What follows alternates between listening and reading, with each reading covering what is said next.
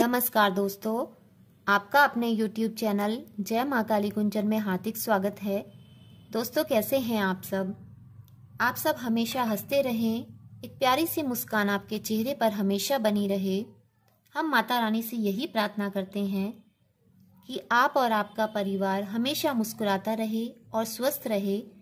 दोस्तों, आज की वीडियो में हम आपको गुरुवार की व्रत की विधि और फायदे बता रहे हैं, बहुत ही सरल तरीके से। व्रत रखने की परंपरा हमारे हिंदू शास्त्रों में है। दोस्तों, व्रत रखने से हमारा शरीर, हमारी आत्मा पूर्ण रूप से तो शुद्ध हो ही जाती है और साथ ही हमें प्रभु कृपा भी प्राप्त होती है। दोस्तों, व्रत में आपको एक ही समय भोजन करना चाहिए और जो भोजन आप ग्रहण करें वो पीले रंग का होना चाहिए, क्योंकि ये पीले गुरुवार के व्रत होते हैं, क्योंकि इसमें मीठा ही खाया जाता है। इस व्रत में आप नमक का सेवन ना करें और इस व्रत में खट्टा बिल्कुल नहीं खाया जाता है। इस व्रत में आपको खट्टे फल बिल्कुल भी नहीं खाने हैं। जो भी मीठा फल हो और पीला हो वही आपको सेवन करना है। आप चने की दाल का हलवा खा सकती हैं। आपको गुरुवार का व्रत रखते समय ये ध्यान रखना है कि आप इसमें केले का सेवन स्वयं ना करें और ना ही किसी को इस दिन केला दें और ना ही केला आप उनसे लें, क्योंकि इसमें केले के पेड़ की ही पूजा होती है। तो आप व्रत में भगवान बृहस्पति जी को भोग लगाएं। भोग में आप पीले रंग की मिठाई या फिर पीले रंग का यानी कि चने की दाल का हलवा, गुड़ का चूरमा, इनका आप भोग लगा सकते हैं। विशेष मनोकामना के लिए आप 16 सोमवार गुरुवार के व्रत रखें और 17वें गुरुवार को इसका आप उद्यापन कर दें।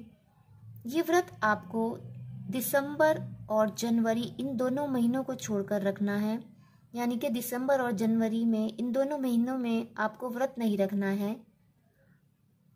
आप ये व्रत शुक्ल पक्ष के गुरुवार से शुरू कर सकते हैं। इस व्रत के फायदे क्या हैं? गुरुवार का व्रत रखने से गुरु बृहस्पति जी प्रसन्न होते हैं और भगवान विष्णु जी भी प्रसन्न होते हैं, क्योंकि ये व्रत भगवान विष्णु जी को ही प्रसन्न करने के लिए किया जाता है। इस व्रत को रखने से घर में सुख समृद्धि आती है। आपके घर में कभी भी धन की कमी नहीं होती। जो विवाहित महिलाएं हैं वो संतान सुख के लिए, पति की दीर्घ आयु के लिए भी इस व्रत को रखती हैं। कुंवारी लड़कियों को इस व्रत के रखने से अच्छा जीवन साथी मिलता है। इस व्रत को जो भी रखता है उसे मनवांछित फल की प्राप्ति होती है। इस व्रत में आपको क्या क्या सावधानी रखनी चाहिए, कौन कौन सी नियमों का पालन करना चाहिए, जिनके पालन ना करने से व्रत का कोई फल नहीं मिलता। गुरुवार के दिन आपको दोस्तों सर नहीं धोना चाहिए। जो महिलाएं हैं इस दिन सर ना धोएं और इस दिन बिल्कुल भी कपड़े ना धोएं। जो भी व्रत में ऐसे कार्य होते हैं जो नहीं करने चाहिए वो आप व्रत रखकर ऐसे कोई भी कार्य ना करें जिससे कि व्रत रखकर कोई नुकसान हो। इसके लिए आप बुधवार के दिन आप पहले ही बाल धो लें, यानी कि जिस दिन आपको व्रत रखना है गुरुवार का, आप उसके एक दिन पहले, बुधवार में ही एक दिन पहले ही अपने बाल धो लें। खाने में आप लहसुन प्याज किसी भी रूप में प्रयोग ना लाएं। हो सके आप एक दिन पहले ही भोजन का त्याग कर दें जिसमें लहसुन प्याज हो, और ऐसा कोई भी खाना आप एक दिन पहले ही छोड़ दें। दोस्तों, कोई भी पूजा करनी हो तो उसका सबसे उत्तम समय सुबह 6 बजे से लेकर 7 बजे के बीच का होता है।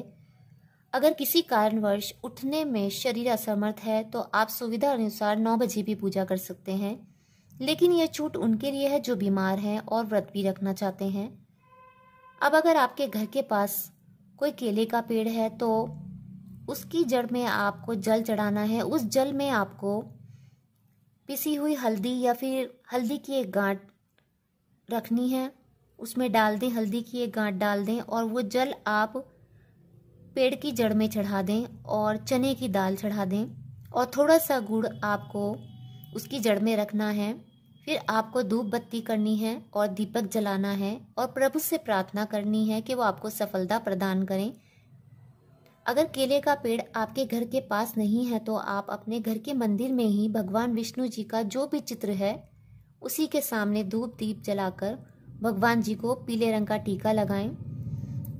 टीका आपको हल्दी का या फिर आप केसर का भी टीका लगा सकते हैं। उसके पश्चात अपने माथे पे आप टीका लगाएं। भगवान विष्णु जी को पीले रंग के फूल अर्पण करें, क्योंकि भगवान विष्णु जी को पीला रंग बहुत प्रिय है। और हल्दी लगे चावल भगवान जी को अर्पित करें।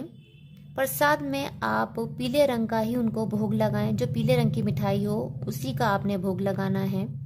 अब आप पीले आसन पर बैठकर इस मंत्र का जाप करें। जो जाप हम आपको बता रहे हैं, 11 माला आपने जाप करनी है। मंत्र इस प्रकार है, ओम ब्रीम बृहस्पते नमः, ओम ब्रीम बृहस्पते नमः। मंत्र आप एक बार दोबारा से सुन लीजिए, ओम ब्रीम बृहस्पते नमः। अब आप मंत्र पढ़कर प्रभु जी का गुणगान करें और उनसे आशीर्वाद लें और भगवान विष्णु जी से कहें कि मैं 16 गुरुवार का व्रत करने जा रहा हूँ या जा रही हूँ और 17वें गुरुवार को उद्यापन करूँगी। प्रभु आप मेरी और अपनी कृपा दृष्टि बनाए रखें और अगर कोई भूल चूक हो जाए तो मुझे उसके लिए क्षमा कर देना। ऐसा आपने प्रभु के सामने कहना है। दोस्तों, इस व्रत को करने की कई प्रकार की विधियां हैं, कई तरह से ये व्रत किया जाता है। हमने आपको बहुत ही सरल तरीके से ये व्रत करने के बताया है, क्योंकि प्रभु हमारे मन की श्रद्धा देखते हैं। विश्वास के साथ आप ये व्रत करें और प्रभु की कृपा का लाभ उठाएं। आप सच्चे मन से भगवान विष्णु का ये व्रत करें और अपनी इच्छा भगवान के सामने रखें। प्रभु आप पर हमेशा कृपा बनाए रखें, आपके मन की हर मनोकामना पूर्ण हो। इन्हीं शुभकामनाओं के साथ हम अगली अपनी वीडियो में जल्दी मिलेंगे। आप हमारे चैनल को लाइक, शेयर और सब्सक्राइब अवश्य करें। धन्यवाद। जय माता दी।